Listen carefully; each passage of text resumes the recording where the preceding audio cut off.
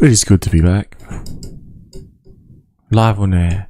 Thank you, YouTube, for reviewing your policies in regards to my most recent strike. Now, previously, I've heard of people who begin to get these sort of strikes and eventually their channels get cancelled forever and ever and ever.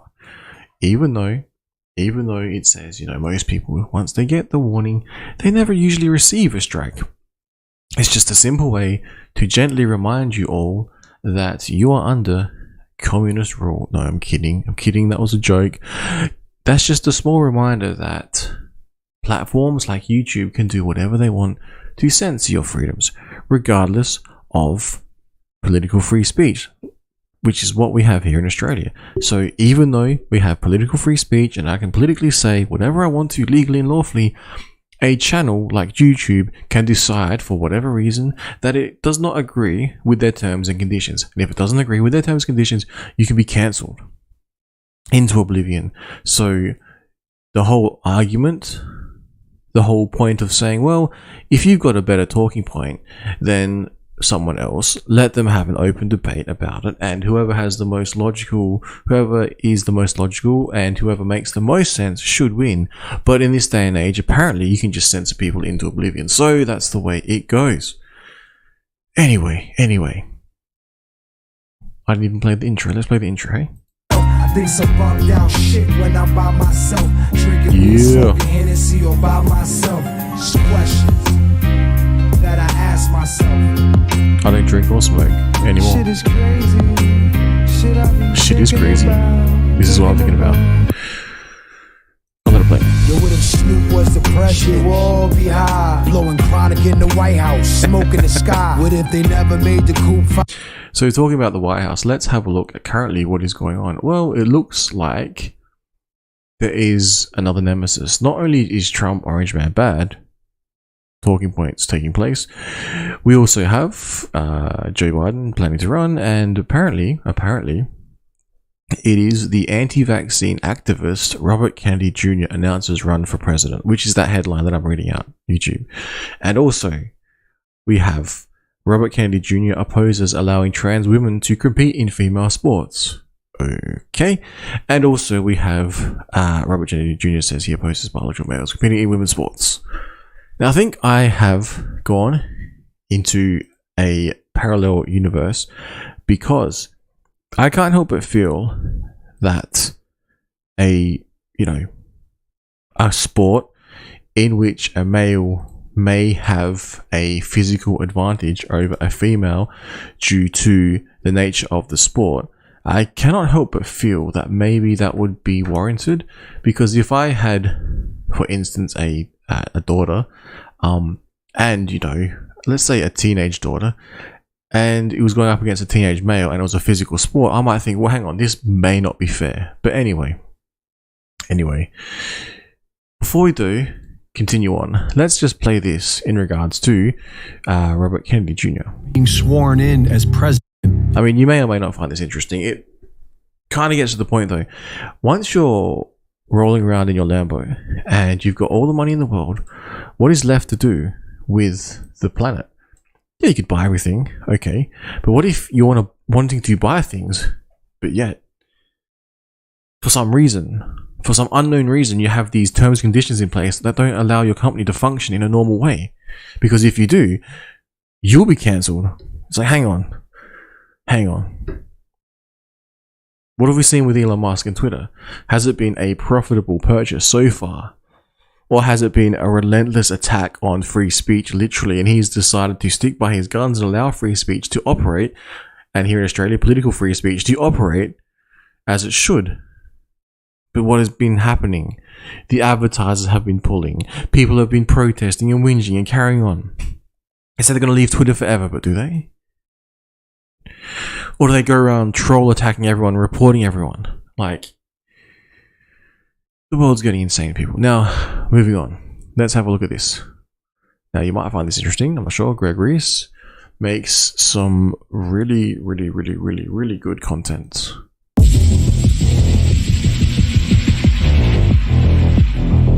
You may or may not. Just a few months after being sworn in as president, John F. Kennedy RFK Jr.'s uncle, said the following in a speech given before the American Newspaper Publishers Association. The very word secrecy is repugnant in a free and open society.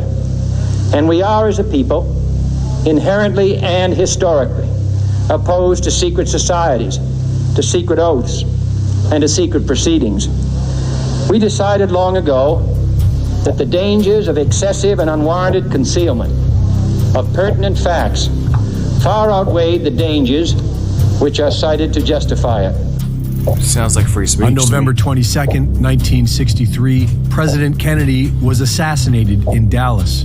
There are hours of damning evidence clearly showing that the CIA, organized crime, and the highest levels of the U.S. federal government were all involved in the assassination of John F. Kennedy, including the magic bullet, the grassy knoll, and the presence of young CIA asset George H.W. Bush in Dallas that day, a day that he claims he could not remember. But the entire operation was blamed on a single lone gunman. An hour after hearing that his brother was assassinated, not to mention, for some reason, mysteriously after the event took place, the security guards were no longer allowed to carry long arms anymore. Interesting that.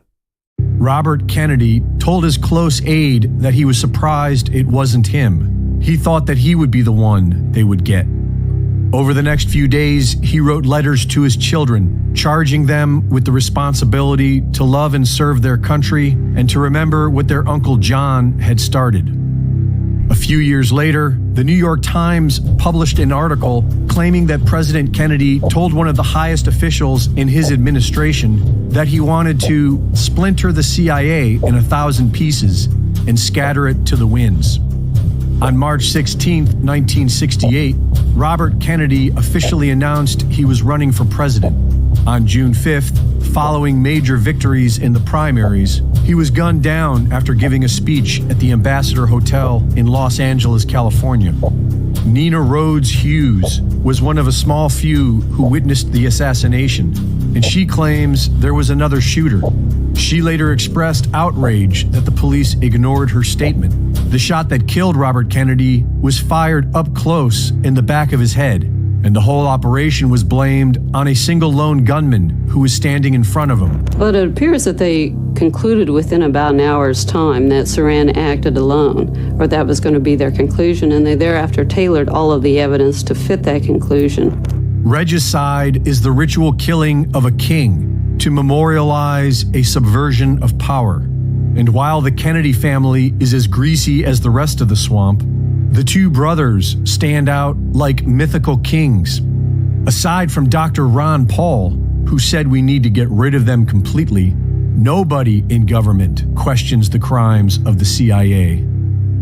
While promoting a book on television in 1978, a young RFK Jr. referred to American politics as a one-party system and his father and uncle's demise as an occupational hazard. In March of 1999, John F. Kennedy Jr. had a meeting to plan a run for the 2000 U.S. Senate election against Hillary Clinton. 4 months later, he died in a fatal plane crash with all the telltale signs of a cover-up. Recently declassified documents show that Lee Harvey Oswald, the alleged lone gunman in the JFK assassination, was a CIA asset. RFK Jr. is running for president in 2024 and calls out the CIA for the deadly vaccines.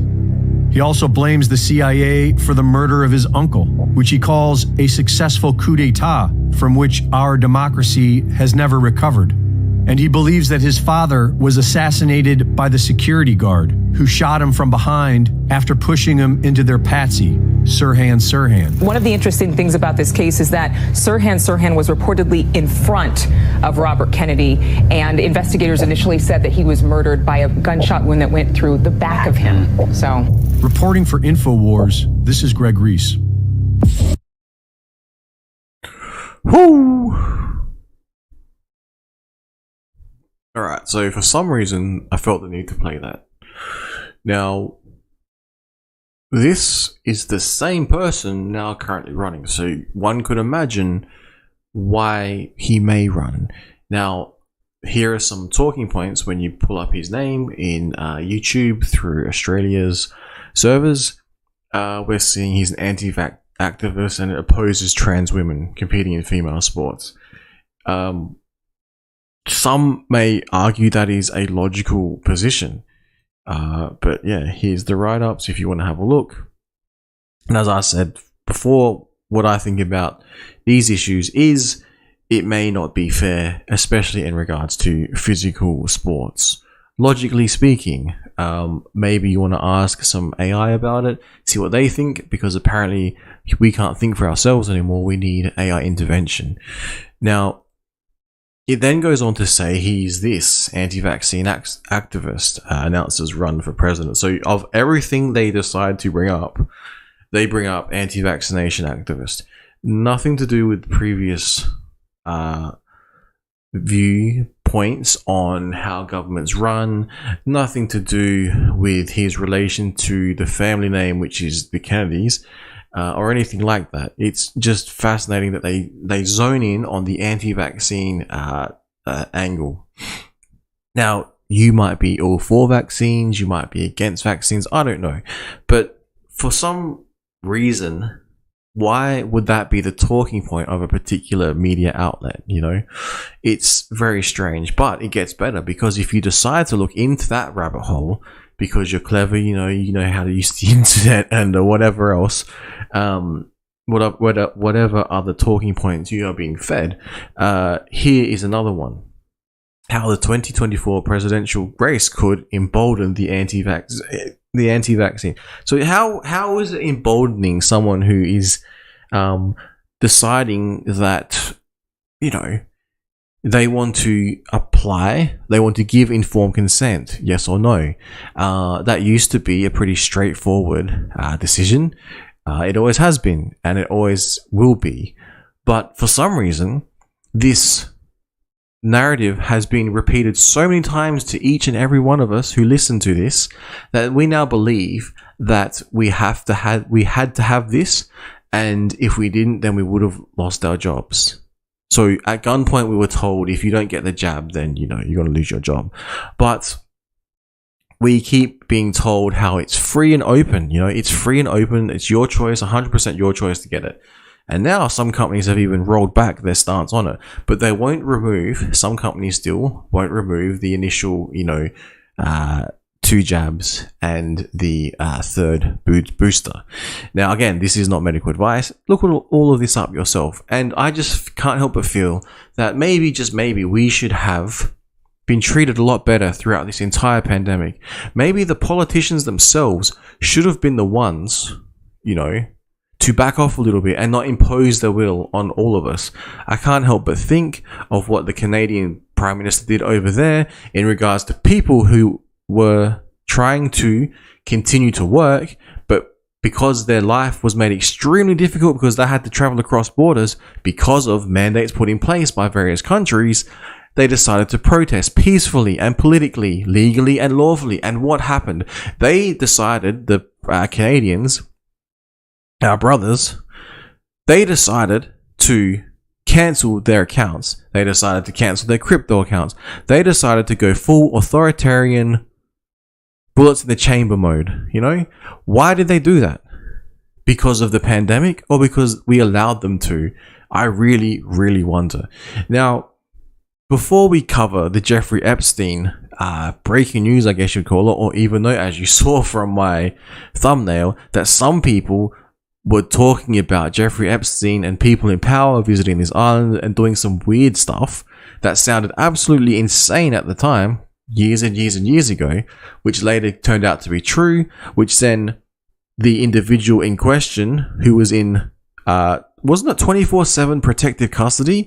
So how does someone like that manage to hang themselves? I am still not sure. Anyway, before we cover that, let's have a look how, for instance, here in Australia, we had some really, really fucking great treatment of our people and our taxpayers' money, mind you. Now, apologies for my swearing. I just have to let that out, because here in Australia, we had a facility. And I'm pretty sure this facility is the one you might have seen if you're not from Australia. Around the world, this was seen as the quarantine facility. So people were being sent here, and this particular politician decided to build this. Now, it may not have, to be fair, it may not have been her sole decision to build this. However, we saw a $220 million, $1,000 bed quarantine center, right? Just sitting there. It was given away for free after just 730 travelers at a cost of $300,000 per person used it. Now, that is far from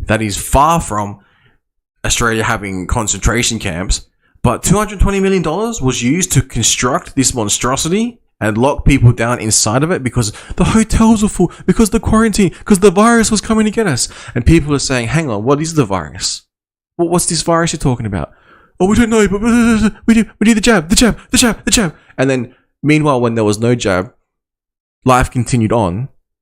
And then when the jab finally came out, everyone just, it was like an addiction. Everyone needed the jab. And then the masks, and then the double mask, and the triple masks, and the double jab. True story. My old man got, I would say, 4 jabs in his left arm. Guess what happened? Guess. A tumor grew, I swear to God, hand on the Bible, a tumor grew in the exact spot where he was getting these jabs. Now, he is even too concerned to bring this up because he doesn't want to sound like a crazy conspiracy theorist. I jokingly said, because I didn't want to push my own particular thoughts or beliefs on anyone, you all have free will. And I didn't want to do that. So I just said, imagine, I said, which arm did you get your jabs in? And then a week later, he really thought about it and he goes, hang on, what the hell? Gets the first jab, gets bladder cancer.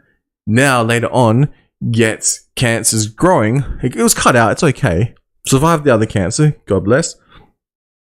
And it's right where the jab went in. Anyway, moving on, because I don't want to, this is not like a scientific, science-based, empirical, peer-reviewed study I'm presenting here. I'm just telling you a story, YouTube. So if you decide to censor this because of misinformation, this is true. So if you censor things like this, you're censoring the truth. So I really wish YouTube would update your policies regarding all of this, because you had your part to play in all of this censorship. You banned certain outlets from telling the world what was actually going on. So YouTube, you wonder why in the future you're going to be non-relevant relative to decentralized media that is coming. Okay? Rumble is coming. YouTube, you are a dying dinosaur media. You just don't know it yet. Anyway, moving on. Sorry, chat, if there's anyone in here, but this needs to be said. The AI listening to this needs to pick it up. Where was I? Okay, so we got history about Robert Kennedy Jr., current running, some talking points against him. Then that moves on and evolves into the emboldening of certain movements, which is convenient because of the previous talking points that took place, might automatically start to,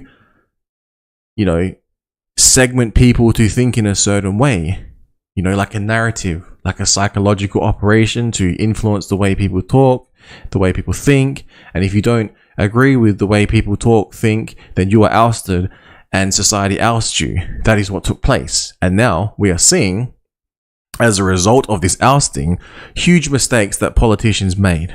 And it is just frustrating to see, because there were people at the time trying to tell politicians, but they wouldn't listen. It was all about trust the science. 14 days. We got told 14 days, and they spent $220 million and built this monstrosity to lock people down in. And they didn't even use it at full capacity. So anyway. So this is the latest one. So remember the crazy person that used to talk about a particular individual who would have powerful people and they would do God knows what on an island. Sounded absolutely insane. Well, check it out. Check out the Wall Street Journal. I'll put a link in the article and you can have a read what actually took place. I think I was talking about this before. The individual was put in the maximum security, and the cameras failed, and he hung himself in maximum security. If you're in maximum security and you're supposed to be monitored 24/7, I question how, if you're being monitored 24/7, what they allowed this to happen. Okay, anyway, moving on. There you go. I'm pretty sure there's even drone footage of this particular place if you want to search deep and hard on the internet. Now, this is all public information I'm talking about here. This is a new article that's come out from Wall Street Journal, and I don't know if you guys can see this on the ads here. There's those cool little systems, Now, if you understand what a validator or a node is, switching topics, you might appreciate that. Now, this is the prices in Australia. Now, you got to find the right ones. Anyway, moving on, because I was doing a little bit of research on that. Now, let's have a look. So I've covered all that. I've entered all that. We've got the Fed rate hike in May. Still the odds on bet. Now, some people I covered the other day. Remember they were saying, oh, it might not. All the stocks are coming back. They're coming back. It's like, hang on. What do you think is going to happen on May the 3rd at 2 p.m.? There's a meeting to do with the Federal Reserve, maybe they announce something, like they've been scripting, or they've been signaling for the longest time. You look at some articles from the Wall Street Journal, they actually say, Jay Powell is going to raise rates by 0.25 basis points. Now,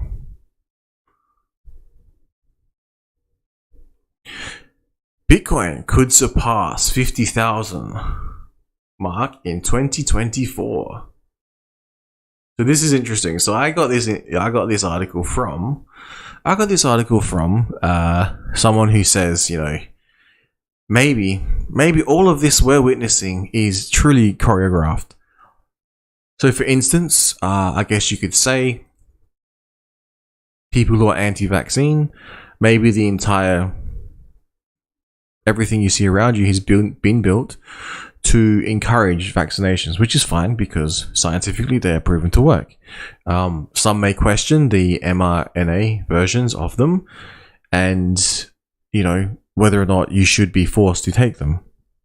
But if you analyze it from that perspective, you can appreciate then maybe it's true.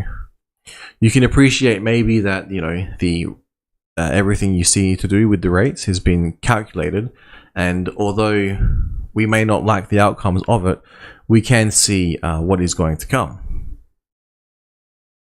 Now, it was funny though, because they tied this in with Bitcoin and it surpassing 50,000 mark in 2024. Now, this is from the Times of India, and if the price of Bitcoin gets to $50,000 US in 2024 because of the halving, etc., and just imagine what the price of Bitcoin will be. We'll say that's 50k, and imagine what the price of Ethereum will be.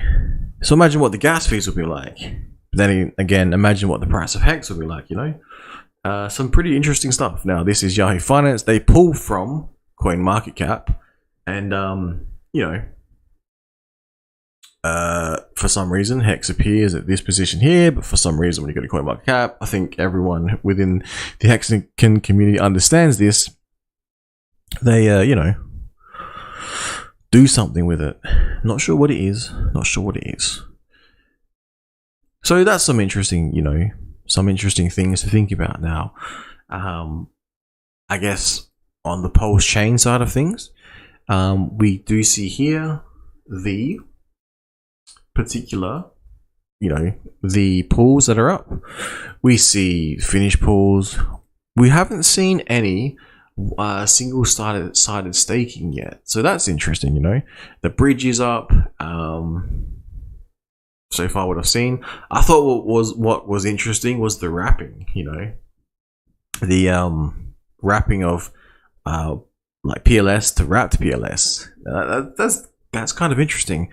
And I was trying to make a pool, kind of trying to stress test. And I was trying to make a pool between PLS and wrapped PLS as well. It didn't let me do it though, so that's not currently a thing.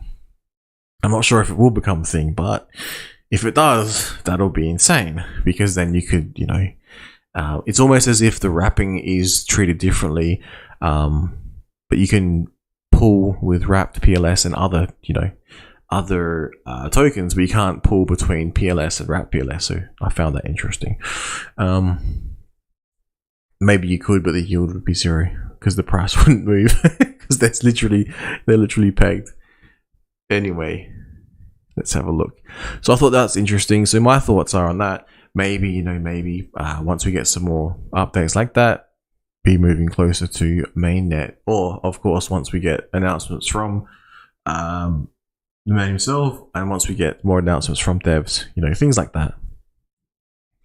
So in the meantime, I found it interesting that, hang on, people. For some reason,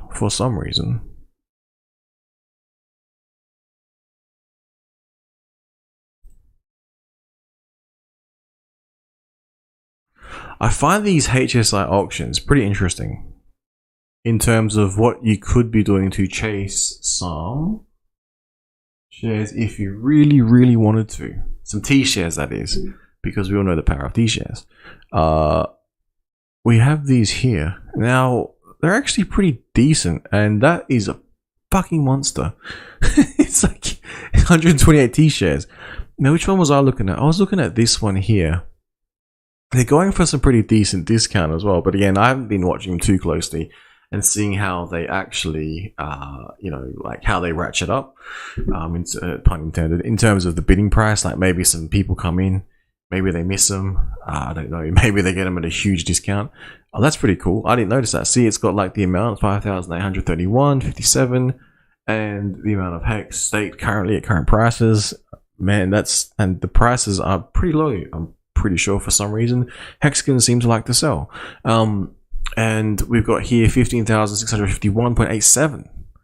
So in theory, logically, if you wanted to hold for, I think it's what, 5555 though, but if you plan to hold anyway, you could pick up a pretty decent, little bit of gain. I'm not sure what you'd call that because unrealized. Then you could even sell it back to the system. You might be able to sell it to someone else. I'm not sure. Maybe you could sell it to, you wrap it real world. You could probably get, I would imagine, current value for that, but it's hard to say. Maybe it's current value times 3.31%. Add on the amount of coast you could mint. There's different ways to calculate it. But yeah, that's all I've been noticing. Now, I'll quickly wrap this one up because I don't want to stream over other people. And again, this is just me rambling and ranting and raving and carrying on. There's 3 viewers. Nice. 2 likes. There's not a bad ratio. Not a bad ratio. Bro, his cellmate was the size of Arnie. Dude. Oh, have you... talking about Arnold Schwarzenegger. I used to have this book. And it was a bodybuilding book, and I read the whole thing, and I have all these like workout plans and stuff. And back when I was 16, I was about 86 kilos, pushing 90, about 85 to 90. I could not put on any more weight, and I tried, and I was pretty big for a 16-year-old because I wasn't doing so much schooling. Was going to the gym more than anything else. Anyway, and yeah, so got into like weightlifting basically, and I used to think, man, you just get in, you get that big, and then I see this short comes out. I guess it could be a deep fake with all the AI these days, but it comes out and it's like Arnold Schwarzenegger, and he's like talking into the camera. He's like, yeah, no, we used to use anabolic steroids all the time. We'd like do it 3 times a day, and then we'd get together and I'll talk between each other. How many jabs have you had today of anabolic steroids? This is. And because it wasn't illegal at the time for bodybuilders, so it was a new thing. I'm like, dude, just seeing that video just ruined my conception of it ruined like just knowing that he's just a roid head. He just does heaps of weights, uses heaps of steroids, and I'm just like, so all this time I'm trying to get to like some monstrous size, and you didn't tell me in your book that you used a lot of steroids, I would imagine, to get to your size. It's all about genetics, I was told. You know, I'm like, hang on. It's all about meal ratios. Hang on. So that just ruined my opinion of Arnold Schwarzenegger. So sorry, Schwarzenegger. I just can't respect it as much, you know. Anyway, his movies are still cool. I don't know how he won the election though, man. That's kind of strange. US rates decision and lunar eclipse. See what happens. Ooh, yeah, some weird moon stuff going on. I missed there was an eclipse in WA a couple of days ago. Might have been a week ago. Happy weekend hacks. Wait, what day is it? Sunday. Yeah. All right. Sweet. But yeah, when pulse chain, I guess, is the question I'm pondering. But looking at how pulse X is going on V4, you know, it makes me think once these other things come, then, you know, mainnet will be closer. Now, I'm not seeing on Twitter anything to do with the single-sided staking and things like that. So maybe it's not as close as we all think. Maybe it's a surprise, you know, and we're gonna have single-sided staking on mainnet. But to me, from a logical point of view, I would think people are going to be testing,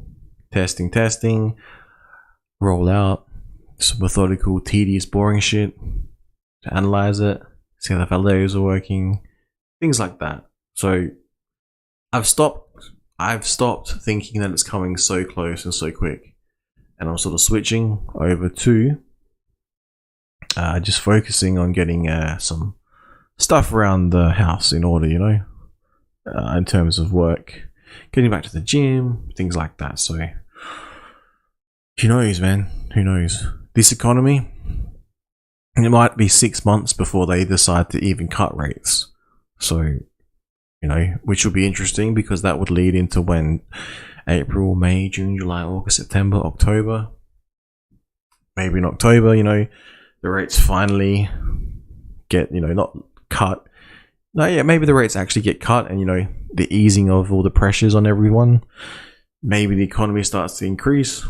But from what I'm hearing, it's actually going to be pretty bad for the next, like, few years. It's just sort of going to go sideways, which is not good. Most of the time for crypto, we see some correlation, things like that. But we then see talk of, you know, this is the beginning of the next bull market and the slow creep up to what, 50k, you know, when 2024 takes place, around the halvening, things like that. And who knows what could happen. We could see, you know, you've heard it all before, you've probably thought it all before. You could see a 50k Bitcoin, you could see it's pumping, you could see the price of gas being insane. So stakes ending around that time, maybe Pulse Chain will save us in regards to that. But yeah, that is about it, people. These bloody yeah. If I had a lot more Hedron, I would be maybe taking interest in this system, but who knows? I guess the negative thing is you could just dump the Hedron and take that amount of money. It's like, but then you could dump it and then you could get this much. Wait, what is that one? Hang on. Is that right? Look at that one. That's insane. Imagine that just slipping through on that, like that amount. But yeah, anyway, not to tell anyone what to do, not to like, I don't think I've even engaged in the icosahedron HSR auctions, to be honest. And you got the Wattses. They're just kicking ass. But yeah, I don't know, mate. I don't know people. People just selling. I don't know why. Maybe they're selling into something that I don't know about. I don't know. I've given up. Yeah. So I guess we put in our calendars Wednesday the 3rd. Calendars, you know. The Epstein private calendar reveals prominent names, including CIA chief, Goldman top lawyer. Schedules and emails detail meetings in the years after he was convicted sex offender, visits cite his wealth and connections. Now, this is a conspiracy, right? Put your tinfoil hat on, people.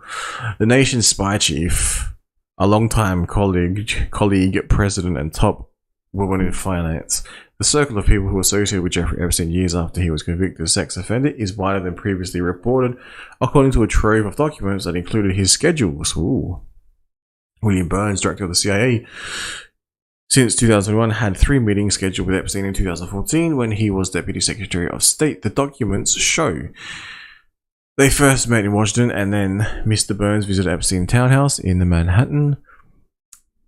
Catherine Ruemmler, a White House counselor under President Barack Obama, had dozens of meetings with Epstein in the years after her White House service and before she became a top lawyer at Goldman Sachs Group Incorporated. In 2020, he also planned for her to join a 2015 trip to Paris, and a 2017 visit to Epstein's private island in the Caribbean. Leon Bostein, the president of Brad College, invited Epstein, who brought a group of young female guests to the campus. Noam Chomsky, a professor, author, and political activist, was scheduled to fly with Epstein to have dinner at Epstein's Manhattan townhouse in 2015. None of their names appear in Epstein's now public Black Book of contacts or in the public flight logs of passengers who traveled on his private jet. The documents show that Epstein arranged multiple meetings with each of them after he had served jail time in 2008 for a sex crime involving a teenage girl and was registered as a sex offender, reportedly, as per this article, which is what I'm reading from. The documents, which include thousands of pages of emails and schedules from 2013 and 2017, haven't been previously reported. The documents don't reveal the purpose of most of the meetings. The Wall Street Journal couldn't verify whether every scheduled meeting took place. Okay. Plausible deniability, maybe? Most of these people told the Journal they visited Epstein for reasons related to his wealth and connections. Several said they thought he had served his time and had rehabilitated himself. Mr. Bochstein said he was trying to get Epstein to donate to his school. Mr. Chomsky said he and Epstein discussed political and academic topics. Mr. Burns met with Epstein about a decade ago as he was preparing to leave government service, said CIA spokesman Tammy Kupperman Thorpe. The director did not know anything about him other than that he was introduced to an expert in the financial service sector and offered general advice on the transition to the private sector, she said. They had no relationship. Mr. Ruemmler had a professional relationship with Epstein in connection with her role at law firm Latham and Watkins LLP and didn't travel with him, and Goldman Sachs spokesman said Epstein introduced her to potential legal clients such as Microsoft Corp co-founder Bill Gates, and the spokesman said, "I regret ever knowing Jeffrey Epstein," Mr. Ruemmler said. A spokesman for Latham and Watkins said Epstein wasn't a client of the firm. In 2006, Epstein was publicly accused of sexually abusing girls in Florida who were as young as 14 years old. The FBI and police investigated, and Epstein reached a deal with prosecutors in 2008. He avoided federal charges and pleaded guilty to soliciting and procuring a minor for prostitution. He registered as a sex offender and served about 30 months in a work release program. Epstein case generated waves of media coverage at the time, with publications in the US and abroad reporting on accusations from underage girls and young women. In 2006, several politicians returned donations from Epstein. Some associates moved to distance themselves from him. His biggest known client, retail billionaire Leslie Wexner, later said he cut ties in 2007. His bank, JP Morgan Chase & Co., later said it closed his accounts in 2013, though some bankers continued to meet with him for years later. In 2015, Virginia Guthrie publicly accused Epstein of sexually abusing and trafficking her when she was a teen and forcing her to have sex with influential people, including Prince Andrew. Prince Andrew was denied the allegations and last year settled a sex abuse lawsuit by Miss Guffer. Despite the negative press, Epstein's days were filled from morning to night with meetings with prominent people, the documents show. There were dinners at New York restaurants, meeting at luxury hotels, and gatherings in the offices of prominent law firms. Many appointments were held at Epstein's townhouse in Manhattan. Prosecutors alleged in 2019 that the townhouse is where Epstein sexually abused female victims for years, many underage, and that he paid some of them to recruit their friends to engage in sexual activity, as per this article is explaining, as per what I'm reading from. After the Miami Herald reported that dozens of women said they were abused, prosecutors charged Epstein in 2019 with a sex trafficking conspiracy. He died that year in a New York jail while awaiting trial in what the city's medical examiner said was a suicide. Okay? Mr. Burns, 67 years old, a career diplomat and former ambassador to Russia, had meetings with Epstein in 2014 when Mr. Burns was Deputy Secretary of State. A lunch was planned that August at the office of law firm Stiptoe and Johnson in Washington. Epstein scheduled 2 evening appointments that September with Mr. Burns at his townhouse, the documents show. After one of the scheduled meetings, Epstein planned for his driver to take Mr. Burns to the airport. Mr. Burns recalls being introduced in Washington by a mutual friend and meeting Epstein once briefly in New York, said Mr. Thorpe.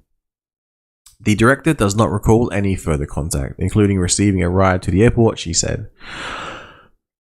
The following month, October 4, 2014, Ms. Burns stepped down from his role at the State Department to serve as president of the Carnegie Endowment for International Peace, a think tank.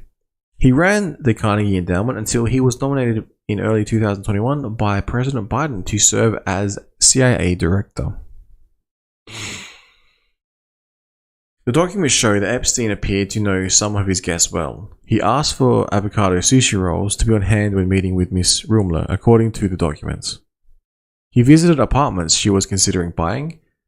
In 2014, Epstein knew her travel plans and told an assistant to look into her flight. See if there is a first-class seat, he wrote. If so, upgrade her. Here's a picture of Catherine Rumler had dozens of meetings with Epstein in the years after her White House service and before she became a top lawyer at Goldman Sachs.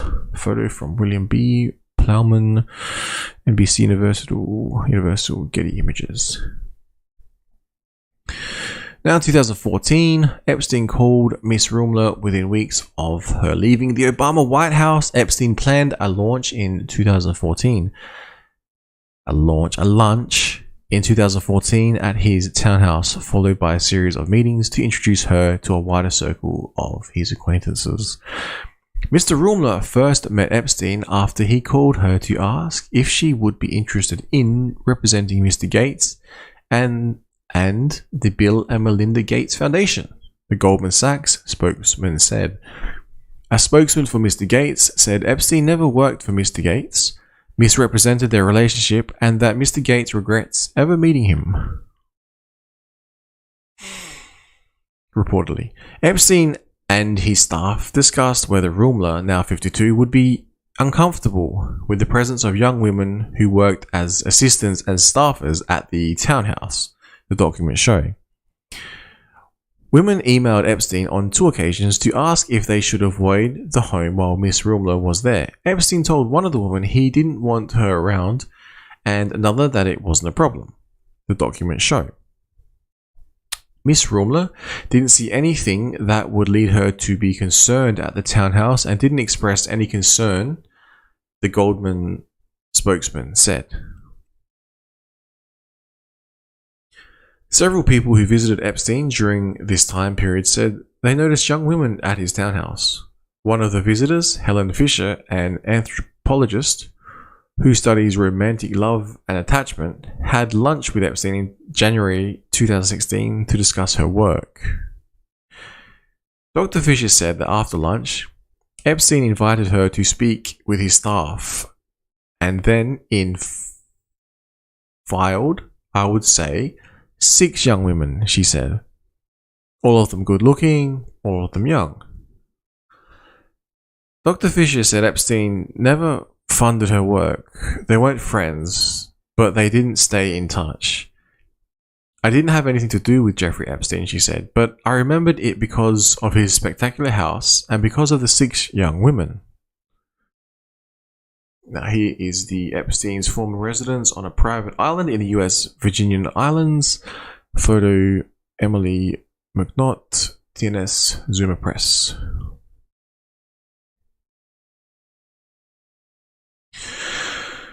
Over the next few years, Miss Rumler, then a partner specializing in white-collar defense at Latham and Watkins, had more than 36 appointments with Epstein, including for lunches and dinners.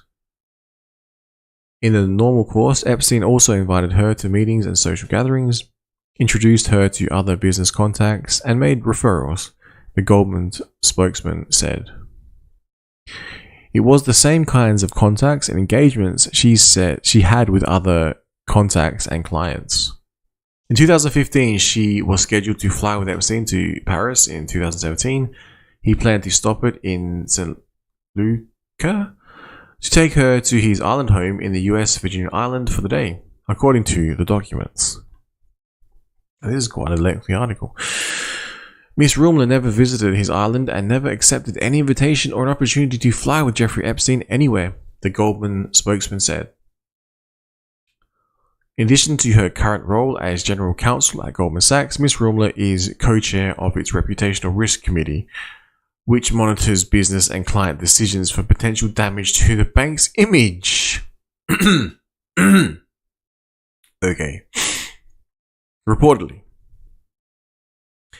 Epstein also connected Miss Rumler with Ariane de Rothschild, who is now chief executive of the Swiss private bank M de Rothschild Group. The bank hired Miss Rumler's law firm Latham and Watkins after the introduction to help with the US regulatory matters, according to the bank and the Goldman spokesman. Mr. Rothschild, who married into the famous banking family, had more than a dozen meetings with Epstein. He sought her help with staffing and furnishings, as well as discussed business deals with her, according to the documents.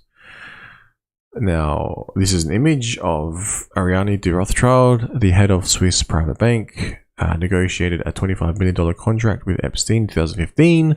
The documents show. Photo by Simon Dawson, Bloomberg News. In September 2013, Epstein asked Mrs. de Rothschild in an email for help finding a new assistant, female, multilingual, organized. I'll ask around, Miss de Rothschild emailed back. She bought nearly $1 million worth of auction items on Epstein's behalf in 2014 and 15, the documents show. Miss de Rothschild was named chairwoman of the bank in 2015. That October, she and Epstein negotiated a $25 million contract for Epstein Southern Trust Co. to provide a proposal reviewed by the Journal. In 2019, after Epstein was arrested, the bank said that Miss de Rothschild never met with Epstein and it had no business links with him. The bank acknowledged to the Journal that its earlier statement wasn't accurate. It said Miss de Rothschild met with Epstein as part of her normal duties at the bank between 2013 and 2019, and Epstein introduced the bank to US finance leaders, recommended law firms, and provided tax and risk consulting. In parallel to that, Epstein solicited her personally on a couple of occasions for advice and services on estate management, the bank said. Miss de Rothschild had no knowledge of any legal proceedings against Epstein and was similarly unaware of any questions regarding his personal conduct. The bank said after later learning of his behavior, the bank said she feels for and supports the victims. End quote. One of Epstein's scheduled meetings with Mr. Rothschild in January 2014 included another of his regular guests, Joshua Cooper Ramo, and then co-chief executive of Henry Kissinger's corporate consulting firm. Joshua Cooper Ramo had more than a dozen meetings scheduled with Epstein for the Image, China, Reuters. Epstein scheduled more than a dozen meetings from 2013 to 2017 with Mr. Ramo, who at the time served on the board of Starbucks Corp and FedEx Corp, the documents show. Epstein had special snacks on hand because he believed Mr. Ramo was vegetarian, the documents indicate. Many of Mr. Ramo's appointments with Epstein's were in the evenings, typically after 5 p.m. at the townhouse.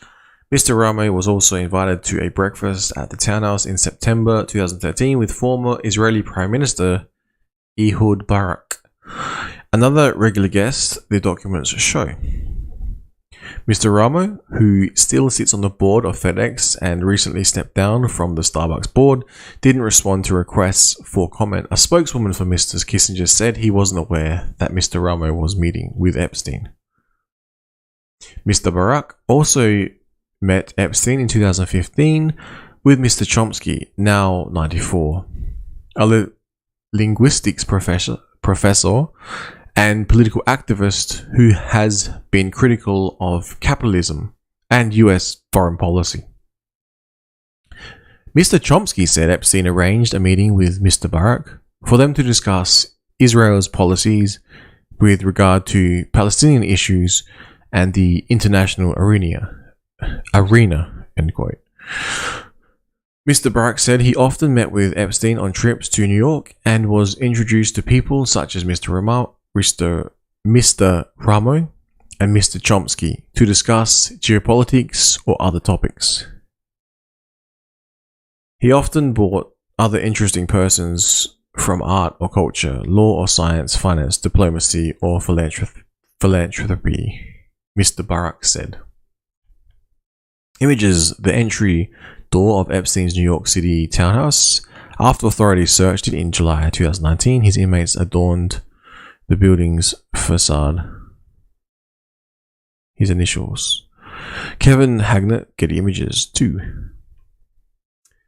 Epstein arranged several meetings in 2015 and 2016 with Mr. Chomsky while he was a professor at the Massachusetts Institute of Technology.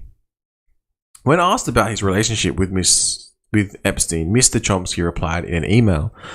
First response is that it is none of your business or anyone's. Second is that I knew him and we met occasionally. Reportedly.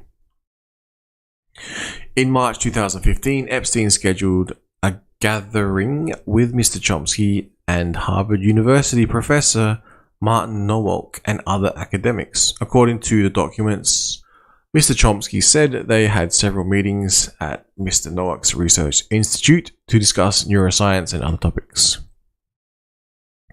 2 months later, Epstein planned to fly with Mr. Chomsky and his wife to have dinner with them and movie director Woody Allen and his wife Sun Yi Previn, the documents show. If there was a flight, which I doubt, it would have been from Boston to New York, 30 minutes, Mr. Chomsky said. I'm unaware of the principle that requires that I inform you about every evening spent with a great artist. End quote. Epstein donated at least $850,000 to MIT between 2002 and 2017, and more than $9.1 million to Harvard from 1998 to 2008. The schools have said.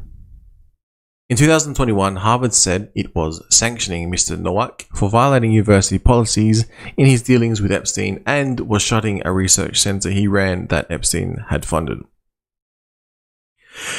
MIT said it was inappropriate to accept Epstein's gifts and that it later donated $850,000 to non-profits supporting survivors of sexual abuse.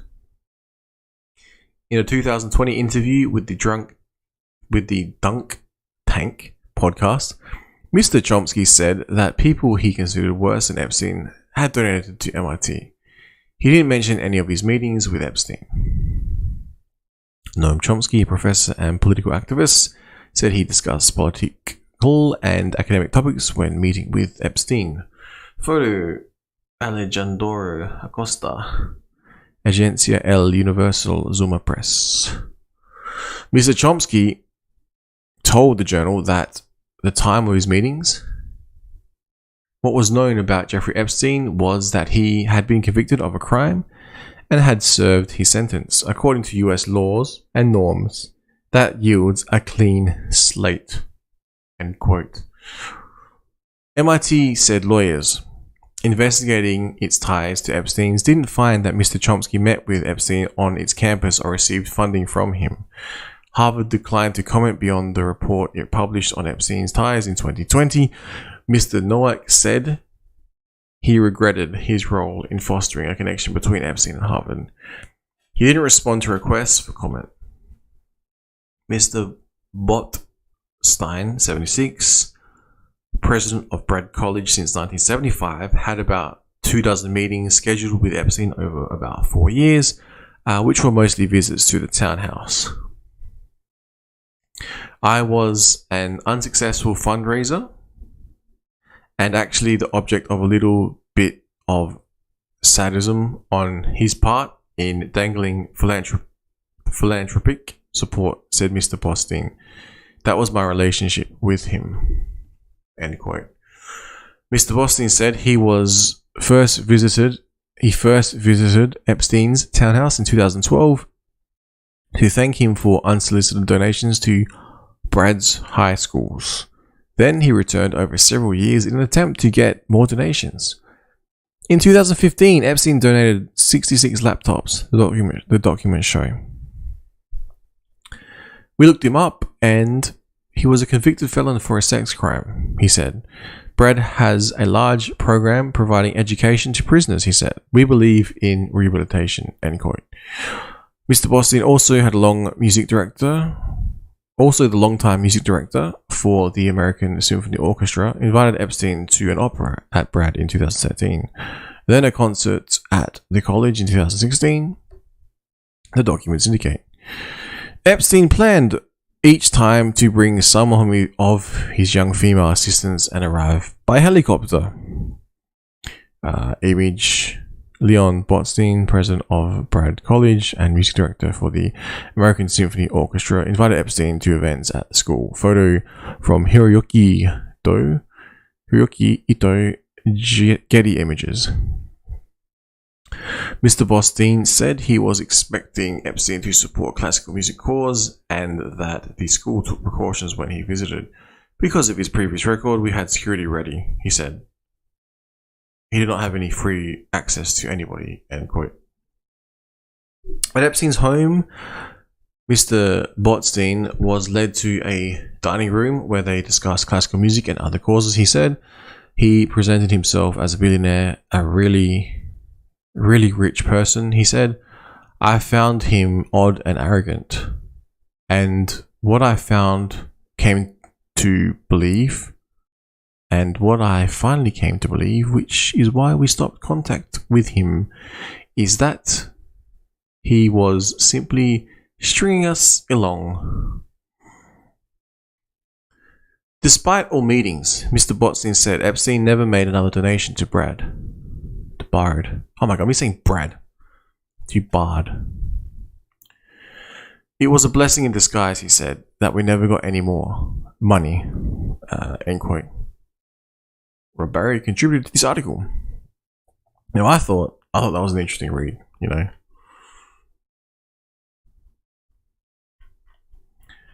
That's all I'm going to say on that one. But this is dated April 30. Today. It is called, and it's a Wall Street Journal news exclusive in the US. Epstein's private calendar reveals prominent names, including CIA chief, Goldman Sachs top lawyer. So, as was reported in this article, you know, the calendar revealed prominent names, such as the CIA chief, you know, no biggie, and Goldman's top lawyer, no biggie. A few other names chucked into the mix in this article. You could look them up and find out what it is they do for a living. Very large, you know, very wealthy, very powerful people. There's an interesting book one can read, and it does talk about, you know, the very, very powerful Rothschild family, and that particular bloodline. Now, whether or not you believe all of that, that is purely up to you. But the Rothschild's name, family, and bloodline still exists to this day. I'm almost certain that they are also still tied into the banking system. Now, yes. So, do the Rothschild hold any crypto? That's what I care about now. Alright. 1 hour exactly and 50 seconds. So, free speech signing out on this one.